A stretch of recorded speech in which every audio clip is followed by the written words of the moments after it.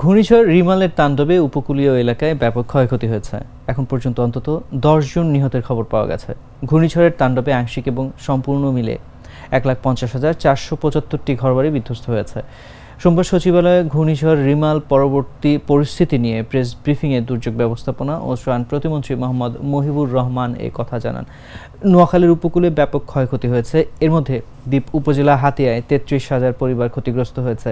৫,০০০ কাঁচা ঘরবাড়ি বিধ্বস্ত সহ ২,০০০-এর বেশি গবাদি পশু ভেসে গেছে। রোববার রাত থেকে সোমবার সন্ধ্যা পর্যন্ত দমকা হাওয়া ও মুষলধারে বৃষ্টি হচ্ছে। ২৪ ঘন্টারও বেশি সময় জেলার বেশিরভাগ এলাকায় বিদ্যুৎ সরবরাহ বন্ধ থাকায় জনজীবনে দুর্ভোগ নেমে এসেছে। দমকা হাওয়ায় গাছপালা ভেঙে রাস্তাঘাট বন্ধ হয়ে গেছে।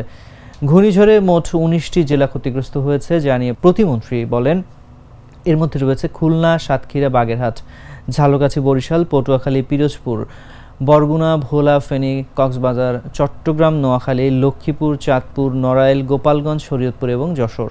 ক্ষতিগ্রস্ত উপজেলার সংখ্যা ১৬০টি এবং ইউনিয়ন ও পৌরসভার সংখ্যা ৯১৪টি।